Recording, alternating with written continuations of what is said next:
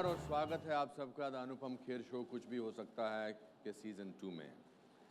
Season 1 में हमने बहुत सारी बातें मेरे गेस्ट के बारे में सुनी। उन्होंने उनकी ज़बानी, उन्होंने हमें बहुत सारे प्रोत्साहन दिया, एक कामयाबी के बारे में बात कर। मुझे लगता है कि इंसान जब कामयाबी के शिखर पर पहुंच जाता है तो दुनिया जो है उस कामयाबी तक पहुंचने तक पर उसने कौन सा रास्ता अपनाया वो भूल जाती है। मेरी खुद की ज़िंदगी में जब मैंने आज से 10 साल पहले अपना ऑटोबायोग्राफिकल प्ले किया, कुछ भी हो सकता है, that was based on my disasters, on my failures, on my setbacks, where I laughed at them and told them to the rest of the world in that 2.5 hour one-man show. And I discovered that the play liberated me of my fear of failure.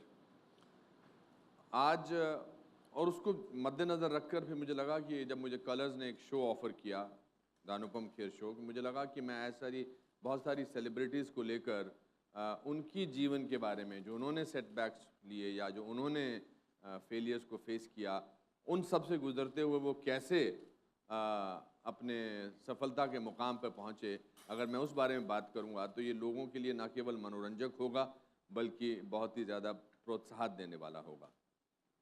तो चलिए देखते हैं हमारे second season की कुछ झलकियाँ।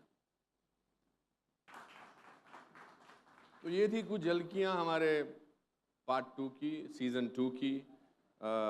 मुझे बहुत मौका मिला लोगों से बात करने का, अपने दोस्तों से बात करने का।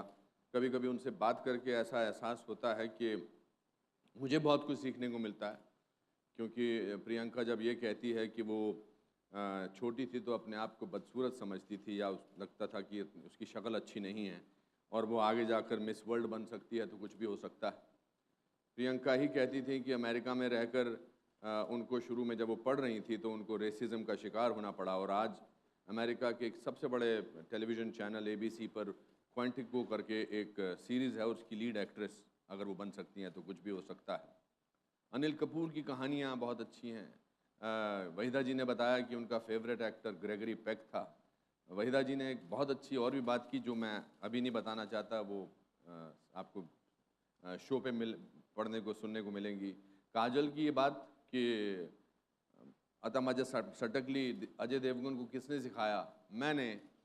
सो I think in this show they are comfortable with me. They're comfortable because they know me, and they also know me that I'm not going to ask them a uncomfortable question, because that's not my purpose. My purpose is to inspire people. When I was a struggling actor, I used to read a lot of autobiographies, and those autobiographies gave me a lot of courage.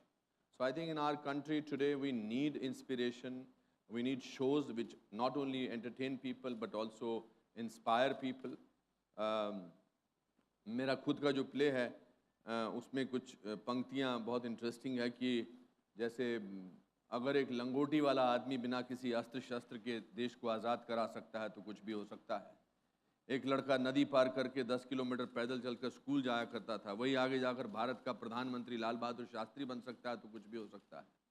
27 बरस jail में रहने के बावजूद अगर Nelson Mandela उसी देश का राष्ट्रपति बन सकता है तो कुछ भी हो सकता है, और अगर राबड़ी देवी मुख्यमंत्री बन सकती है तो कुछ भी हो सकता है। मेरा जन्म शिमला में हुआ था, एक कश्मीरी ब्राह्मण परिवार में। मेरे माता पिता शादी के बाद कश्मीर से 1953 में शिफ्ट हुए थे। मतलब कश्मीर से कश्मीरी पंडितों का शिफ्ट होना तब से जारी है। तो शिमला मैटरनिटी हॉस्पिटल का नाम lady reading hospital, room number 3। रात के 9 बजे जब रेडियो पर खबरें दी जाती है, ये आकाशवाणी है, अब आप देवकीनंदन पांडे से समाचार सुनिए। मेरा जन्म हुआ। मेरे जन्म के वक्त आसपास कोई नहीं था, सिर्फ मेरी माँ थी। अब माँ को तो रहना ही था, वरना मुझे जन्म कौन देता।